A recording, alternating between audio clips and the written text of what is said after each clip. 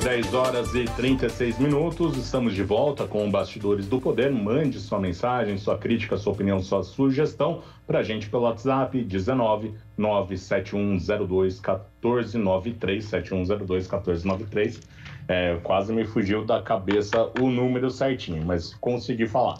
E agora a gente vai conversar com o Luiz Felipe Dávila, ele que é cientista político e também fundador do Centro de Liderança Pública. Luiz Felipe Dávila, seja muito bem-vindo ao Bastidores do Poder. Muito bom dia a você, Marcos, Zezé e a todos os ouvintes da Rádio Bandeirantes. Eu queria começar essa entrevista conversando sobre os atos, que estão previstos para o próximo dia 7 de setembro. Como que o senhor analisa, essa movimentação que deve acontecer na próxima terça-feira, com o presidente Jair Bolsonaro convocando, tentando levar o seu eleitorado às ruas? Por um outro lado, também a esquerda, que insistiu em fazer a manifestação em São Paulo, na capital paulista, no Vale do Anhangabaú, no mesmo dia. Se existe realmente um perigo ali de confronto real, se existe algum perigo em relação até mesmo à democracia, mesmo se de repente os atos forem muito grandes em apoio ao presidente. Como o senhor está analisando a movimentação para esse dia 7 de setembro que está chegando? Olha, Marcos, o que nós sabemos é que será uma movimentação, uma mobilização muito grande de ambas as partes. Então, tem um lado positivo disso. As pessoas têm a livre expressão de manifestar suas preferências, dos dois lados, dos dois polos. O que não pode acontecer é a violência. A violência é que tem que ser evitada.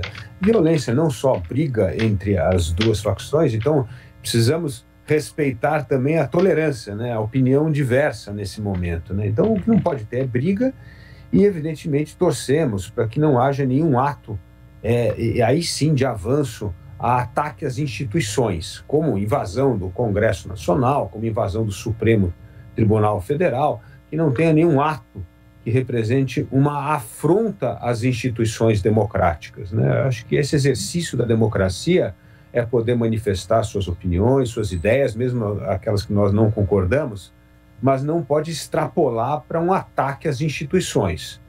Isso seria muito negativo para o país nesse momento. Um momento já delicado, em que o Brasil enfrenta a maior recessão econômica dos últimos 10 anos, recorde de desemprego, queda de renda, mais de 20 milhões de brasileiros voltaram à miséria. Então, nós vivemos uma situação dramática no país. E o que nós não precisamos é acrescentar agora uma tensão institucional ou fazer a corda esticar demais em relação aos desafios das instituições democráticas. Nós temos de focar e realizar mudanças profundas para enfrentar esses reais problemas do Brasil. A população quer emprego e renda e vacina. É isso que nós temos de eleger como prioridade nesse momento. Bom, imagino que o senhor quis dizer esticar a corda mais do que já está esticada. Porque, olha... É isso, Zezé, está esticada. A coisa não está fácil. Um ato desse, uma invasão do Congresso ou do Supremo, isso representa esticar a um ponto muito perigoso em termos de estabilidade democrática. Então, nós temos de vigiar isso. Essa preocupação da radicalização das polícias militares, isso não pode existir. Nós temos de ter... Isso. Como é que o senhor está vendo isso? O Estadão, a manchete do Estadão hoje volta a atenção.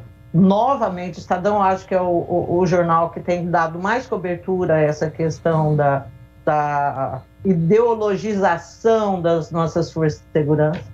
E hoje fala que aumentou muito o discurso radical, principalmente de altas patentes da polícia militar nas redes sociais, defendendo o Bolsonaro e aderindo ao discurso até golpista do Bolsonaro. Como é que o senhor vê isso? Eu vejo com muita preocupação, porque, na verdade, a polícia é um órgão de Estado.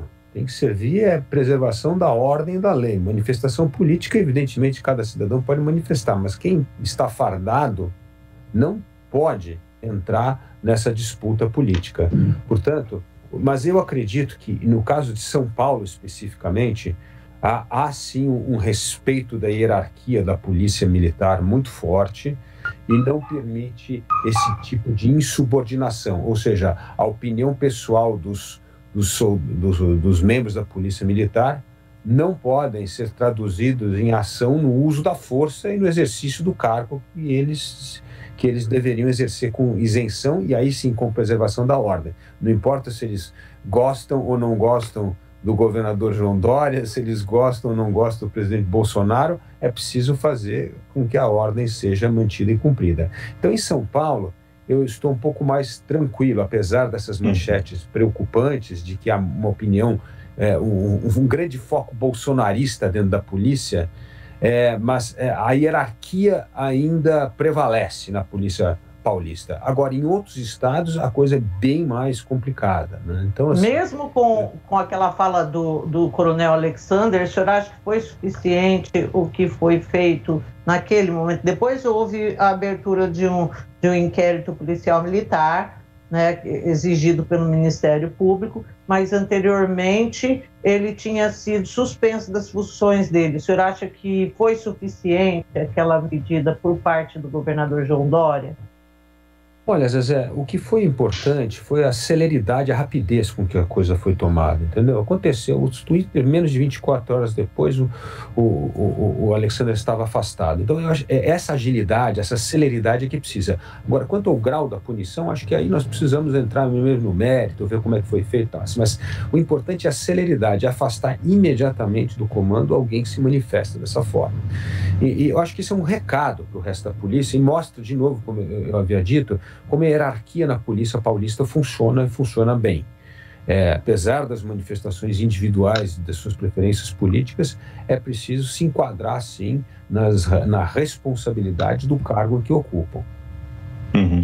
Professor, até eu acabei de ver aqui uma pesquisa do Fórum Brasileiro de Segurança Pública que mostra que em 2021, 21% das forças de segurança do país, né, dos perfis pesquisados em redes sociais de pessoas das forças de segurança, 21% interagiram em ambientes bolsonaristas radicais, 17% em ambientes moderados e 61% não interagiram. Tem um aumento em relação ao levantamento do ano anterior.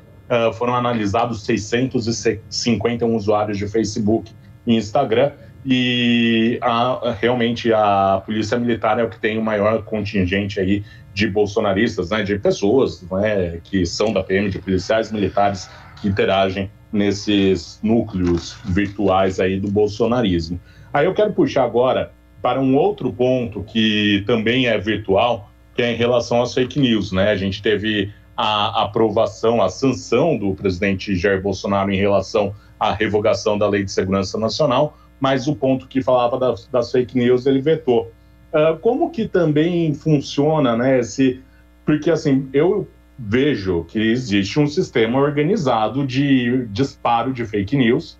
Eu já falei aqui diversas vezes, porque é o mesmo conteúdo que eu recebo do meu síndico, eu recebo de um ouvinte e de algum parente. Então, assim, para mim é uma coisa muito organizada. Como que funciona esse esquema para mobilizar, né, os bolsonaristas, para deixar eles sempre a tropa unida? E qual que é a importância dessa movimentação nas redes sociais?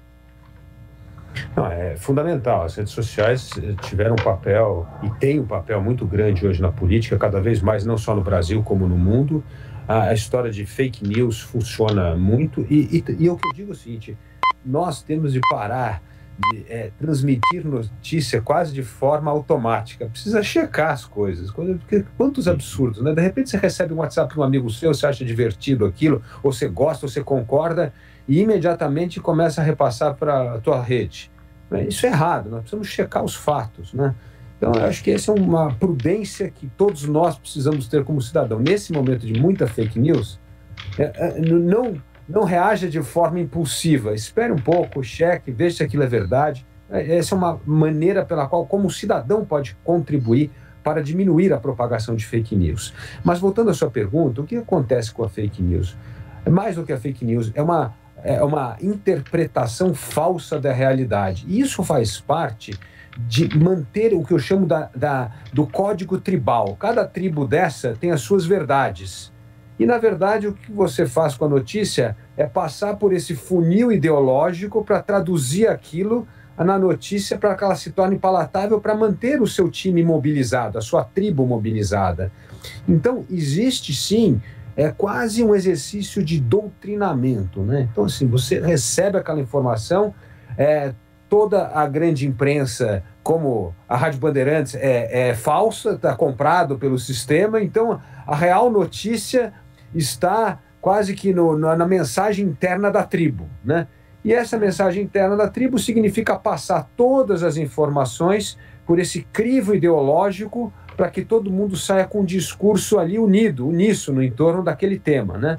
Então, na verdade, você transforma notícias praticamente em slogans de mobilização, né? Esse é o código da tribo. E a fake news tem um papel muito importante nisso. Eu tenho a sensação, e eu queria ver, perguntar inclusive para o senhor, assim, que eu vi ali a Lei de Segurança Nacional, vi os vetos do presidente da República, esse é o que está estampando as manchetes de todo mundo, né? Mas, assim, eu acho que o mundo não conseguiu resolver como enfrentar a questão das fake news, sabe? E eu não acho, olhando aquilo lá, eu não acho que seria fácil também resolver daquele jeito.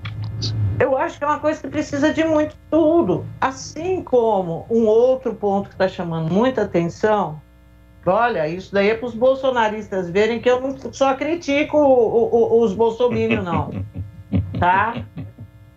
Mas outra coisa que chama atenção é em relação àquela história da punição maior para policial que repreende manifestações pacíficas.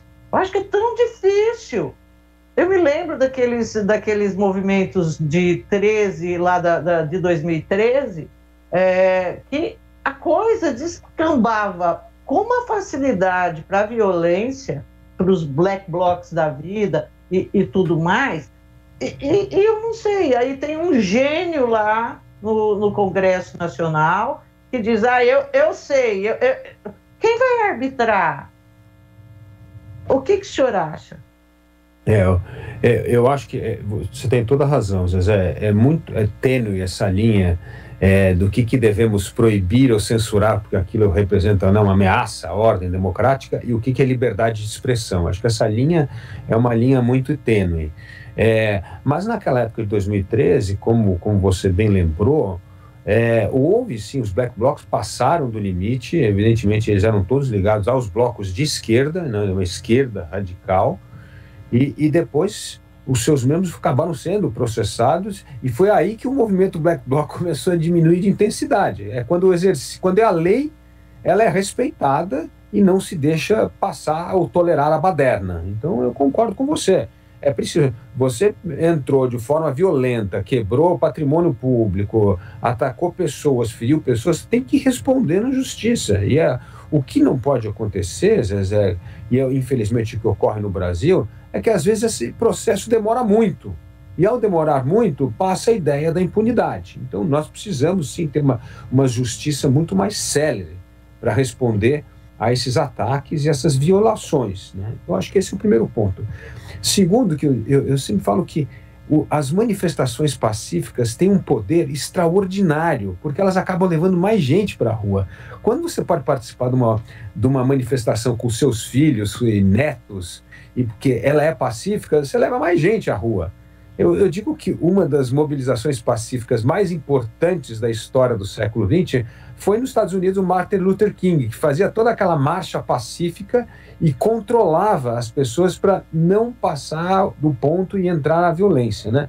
E foi as marchas pacíficas que fez a grande transformação nos Estados Unidos, que acabou aprovando os direitos civis americanos. E mesmo naquele momento existia já o Black Bloc dentro do movimento negro americano, que era o Malcolm X, que queria violência e tal. Então, assim, mesmo dentro do movimento desse grande, existia a turma que achava que tinha que ir para o lado da violência. Então, assim, eu acho muito importante que essas manifestações sejam pacíficas, porque o Brasil já está excessivamente polarizado, já está excessivamente radicalizado. Então, qualquer ato, qualquer coisa vai ser a desculpa para entornar o caldo e nós temos violência, e é o que nós não precisamos nesse momento. E eu digo aqui, né, ao Zezé e aos ouvintes, que o grande problema do Brasil é isso. todas essas manifestações estão tirando a nossa atenção dos reais problemas. As pessoas precisam trabalhar, precisa ter renda, a economia precisa crescer. Nós estamos estagnados há 10 anos. E sabe por que a gente está estagnado durante 10 anos? Porque há 10 anos o Brasil tem instabilidade política.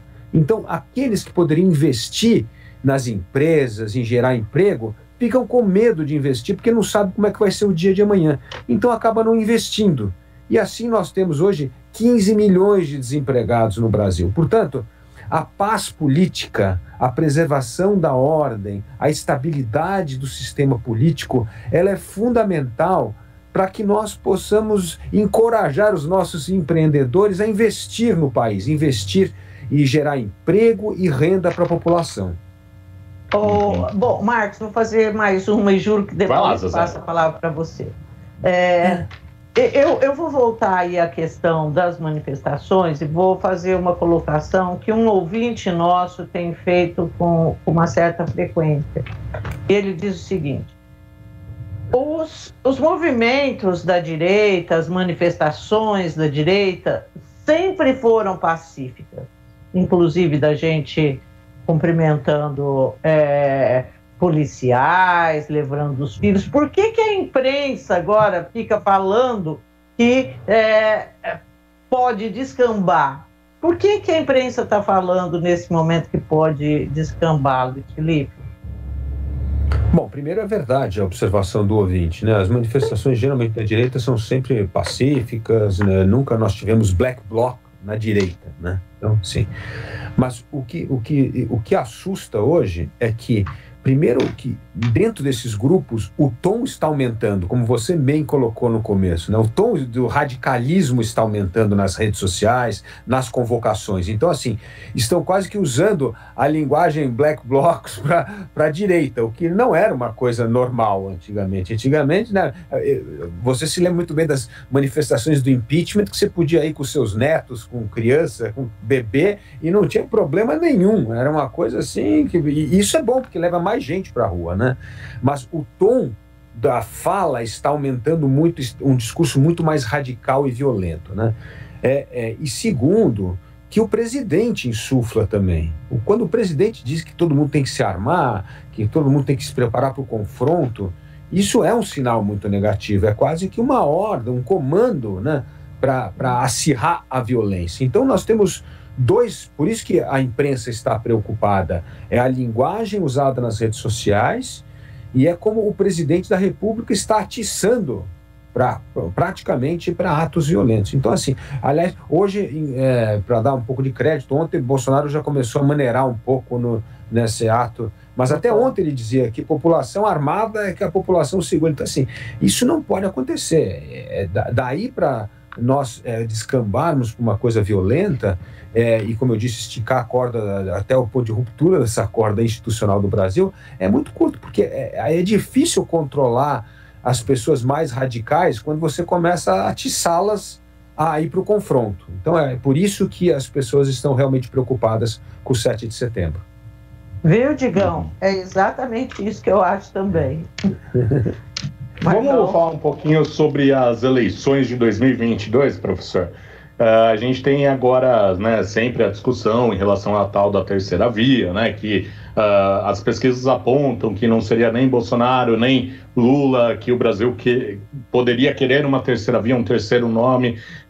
Na última pesquisa que eu vi que saiu na terça-feira, não, hoje é quinta, na terça-feira, agora eu não me lembro o nome do instituto, mostrava Lula com 45%, Bolsonaro com 26%, e ali os nomes dessa terceira via poderiam ter um alcance ali mais ou menos na faixa dos 20%, todos somados.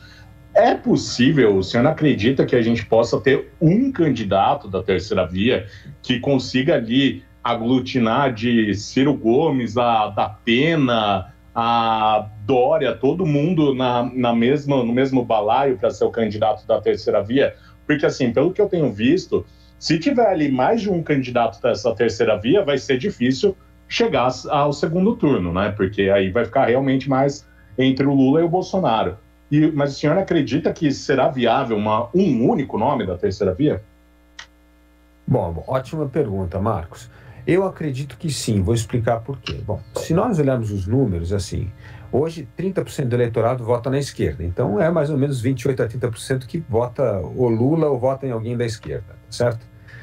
O Bolsonaro, vamos dizer que ele tem 20 a 25% aí dos seus eleitores, né? Então, assim, tem uma faixa aqui, que é por volta de 40%, 42% dos eleitores que não querem nem Lula nem Bolsonaro.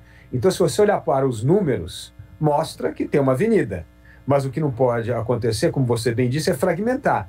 Porque se tiver uma única candidatura, tem aí 40% do eleitorado que diz que não quer votar nem Lula nem Bolsonaro. Portanto, é uma candidatura viável. Então, a primeira parte da tua resposta é sim, se tiver uma única candidatura para captar os votos dessas pessoas que não querem nem Lula nem Bolsonaro, é possível que seja uma candidatura vitoriosa, né?